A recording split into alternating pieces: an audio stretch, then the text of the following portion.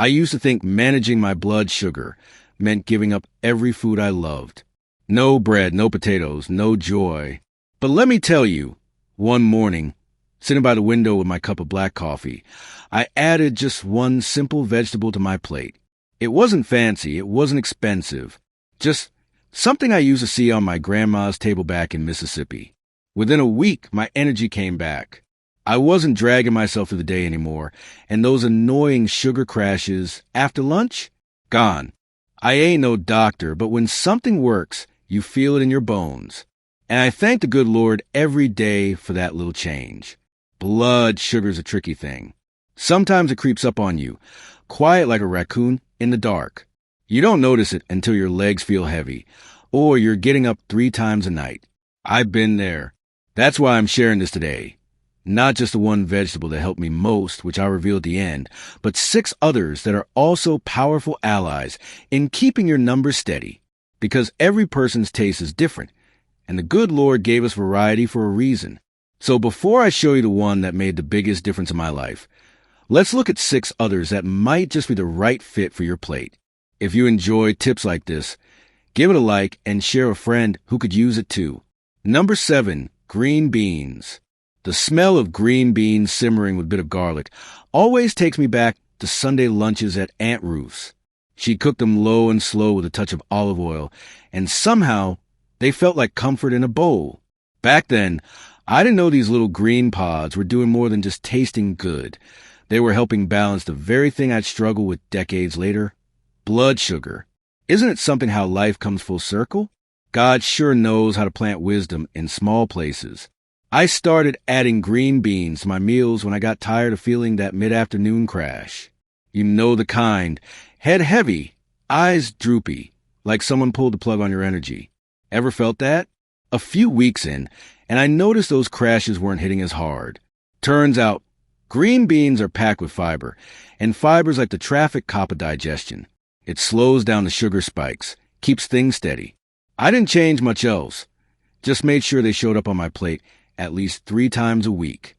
What's wild is how underappreciated they are. Green beans have vitamins A and C, sure, but it's the fiber that does the heavy lifting. I read somewhere that they've been used in traditional cooking for generations, not just for taste, but because they keep the belly calm. Makes sense. You toss them in a soup or stew, and they hold their shape like little soldiers, steady and strong. Maybe that's why I feel steadier when I eat them. These days, I'll throw a handful into a chicken broth, or just saute them with onions and a sprinkle of pepper. Sometimes I even roast them in the oven till they get a little crispy. No need for fancy recipes. Just simple cooking like the old days. When you know what works, you don't need to complicate it. I thank God I didn't overlook this humble vegetable. I almost brushed it off as just a side dish. But now, green beans are a quiet little weapon in my toolbox. And the best part? They fit into just about any meal. From breakfast omelets to dinner stews, steady blood sugar never tasted so familiar. Number 6, lettuce. Funny how something as plain as lettuce can turn out to be a quiet hero. Most folks think of it as rabbit food, just a filler on the plate. But I learned, not too long ago, that lettuce can actually help slow down how fast sugar enters your blood. That's right. Just by adding a layer of lettuce under my sandwich or wrapping up some tuna in a lettuce leaf, I noticed I wasn't getting those wild sugar swings anymore. Sometimes the simplest things are the ones God put right in front of us for a reason. There was a time I wouldn't touch lettuce unless it came smothered in dressing at a church potluck. But then I saw my neighbor, Carol, using big romaine leaves instead of tortillas for her chicken wraps. Keeps my numbers better than bread ever did, she told me. I gave it a try, and lo and behold, she was right. My stomach felt lighter, and I didn't get that post-meal slump. Turns out, the fiber and water in lettuce work together to slow down digestion, which helps sugar levels stay steady, not jumpy. I remember one hot afternoon in Texas. I made a salad with just lettuce, cucumbers, a boiled egg, and a dash of vinegar. Nothing fancy. But it cooled me right down, and I didn't feel sluggish like I usually do in the summer. Lettuce is full of water, almost 95%, which keeps you hydrated without adding a bunch of sugar or calories. That's a blessing, especially when it's too hot to even think about cooking. These days, I'll even use lettuce to replace pizza crust or buns. It's not the same crunch, sure, but once you get used to it, you actually feel better after eating. There's a kind of satisfaction in knowing your meal helped your body instead of fighting it. And it still tastes good if you season it right. Just a bit of garlic powder or mustard, and you're in business. What amazes me most is how this background veggie became part of my main show. Lettuce went from being something I'd ignore to something I rely on. And truth be told, I sleep a little better knowing my evening meals aren't spiking my sugar before bed. Sometimes, all it takes is seeing an old food in a new light. Number 5, mushrooms. If mushrooms were a person, they'd be the quiet type, always in the background, but always dependable. I didn't grow up eating them much. Back in Georgia, they weren't part of our usual table. But my grandson, who's into all that smart food stuff, told me to give them a try. "Grandpa, they're good for your brain and your blood sugar," he said. I was skeptical until I added them to my morning eggs and started feeling a bit sharp in the head, like the fog was lifting a little each day. I later found out mushrooms are full of vitamin B6, which is especially good for folks like me who take metformin. That medicine helps, sure, but it can lower your B6 levels without you knowing it. And low B6 can mess with your energy and even your mood. So by tossing a few sautéed mushrooms into a stir-fry or omelet, I felt like I was plugging a quiet hole in the boat. Didn't take long to notice the difference. The thing I love most is how meaty mushrooms feel. You chew into them and they've got that satisfying bite, like they're doing real work in your belly. That's great when you're trying to stay full without loading up on bread or rice. I'll mix them with onions and garlic, cook them slow in a skillet, and they go with anything. Chicken, steak, or just a bowl of warm broth with a few floating on top. Simple and comforting. One afternoon, I made a mushroom soup with thyme and olive oil, and my neighbor, Miss Elaine, said, "This tastes like it came from a fancy place in town." I just smiled and told her it came from my heart, and a bag of mushrooms on sale at the store. These little fungi have a way of making humble food feel special, without adding sugar or carbs to the deal. Looking back, I'm thankful my grandson gave me that nudge. I never thought mushrooms would become a weekly favorite, but here we are. Between helping my blood sugar, supporting my brain, and keeping me full, these little guys earned their spot on my grocery list. Number 4, cucumber. There's something about the crunch of a fresh cucumber that reminds me of summertime on the porch. Back when I was a kid, Mama used to slice them thin, sprinkle a little vinegar and salt, and let them chill in the icebox. We'd eat them with cornbread and beans, nothing fancy. But I never knew that humble snack was quietly helping our bodies stay balanced, especially when it came to sugar. Looking back now, I thank the Lord for simple traditions that did more than we realized. I started bringing cucumbers back into my diet when I noticed I was always thirsty, even after drinking water. Turns out, cucumbers are over 95% water, but unlike soda or juice, they don't mess with your glucose levels. In fact, they help keep your body hydrated without causing sugar spikes. And hydration plays a big part in how your body handles insulin. Ever feel foggy-headed when you're dehydrated? I sure did. Cucumbers help clear that right up. What surprised me is that cucumbers belong to the same plant family as pumpkins and melons, yet they're among the lowest in sugar and carbs. That means you can munch on them without guilt. I'll slice a few and keep them in the fridge with a pinch of sea salt or a splash of lemon juice. Sometimes I even toss them into a pitcher of water with mint for a little spa feeling at home. Who says health has to be boring? I remember one hot afternoon when I felt a sugar dip coming on. You know, the shaky hands and all.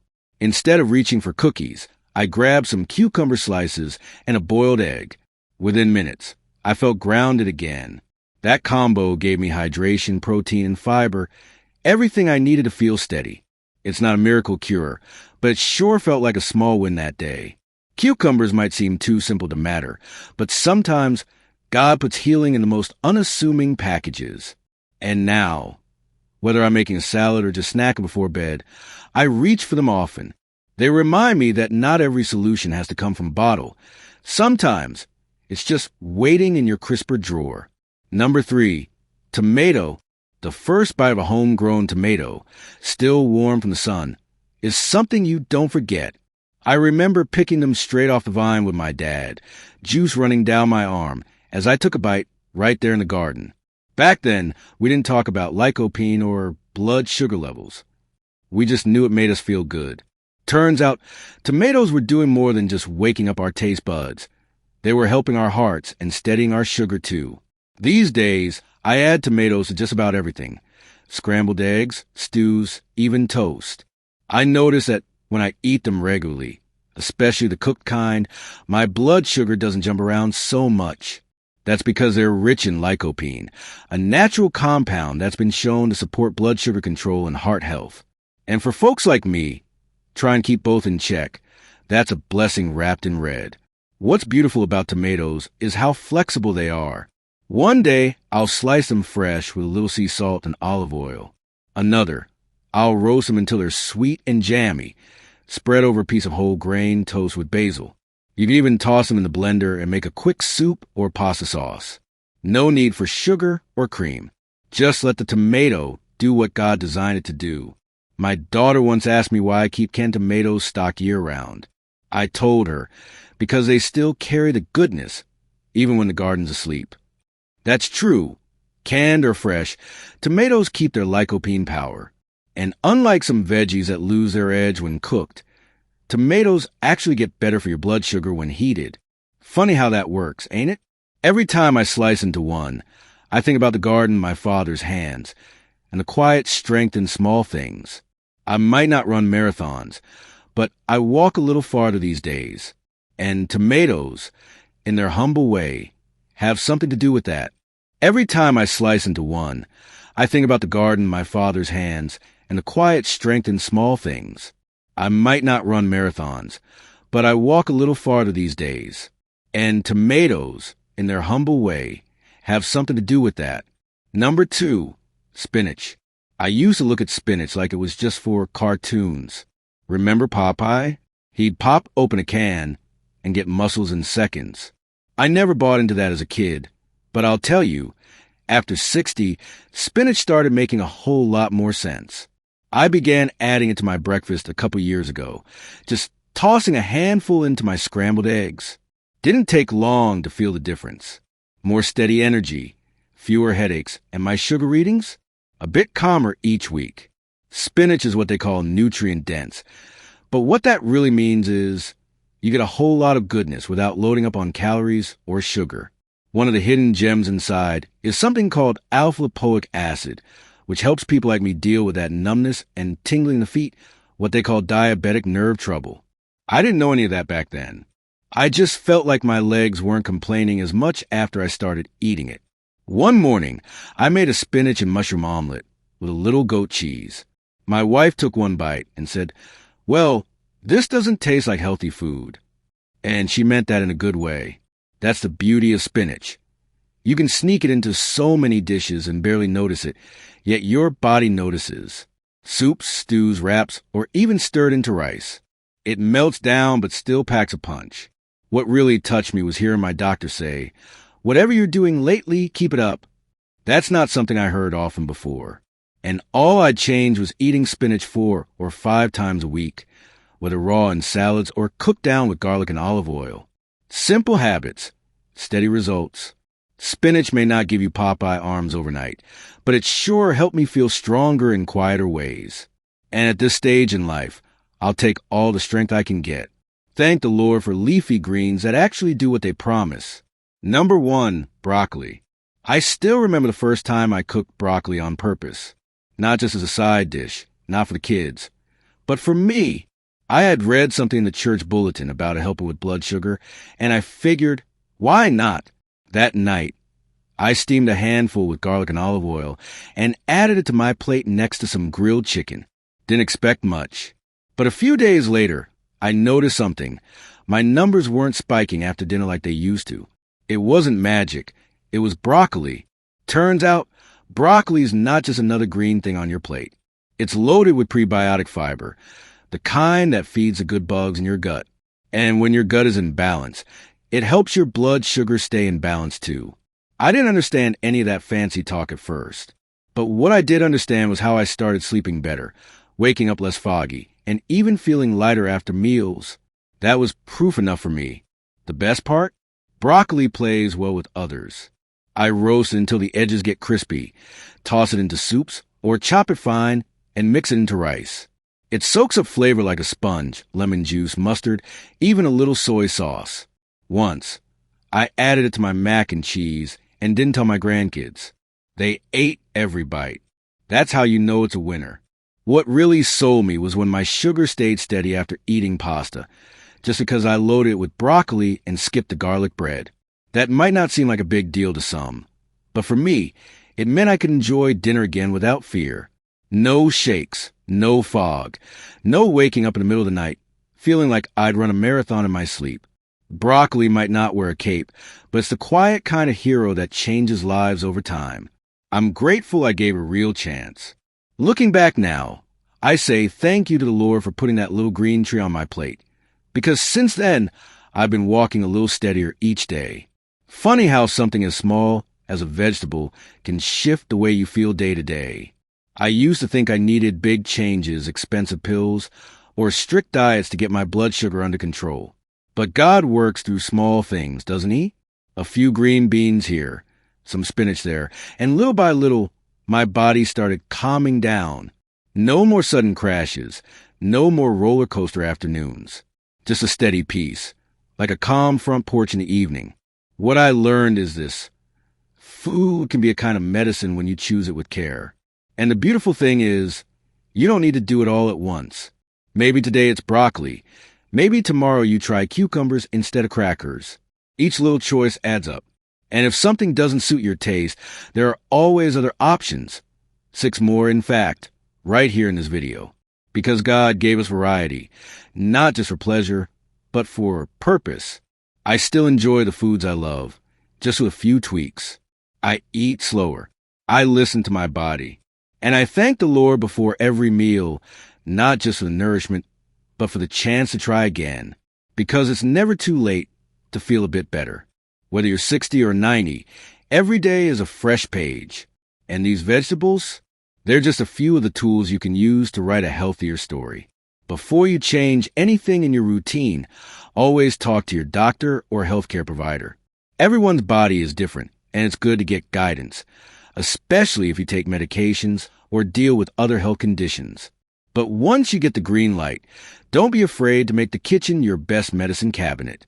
Thanks for spending this time with me. Take care of yourselves, and God bless y'all.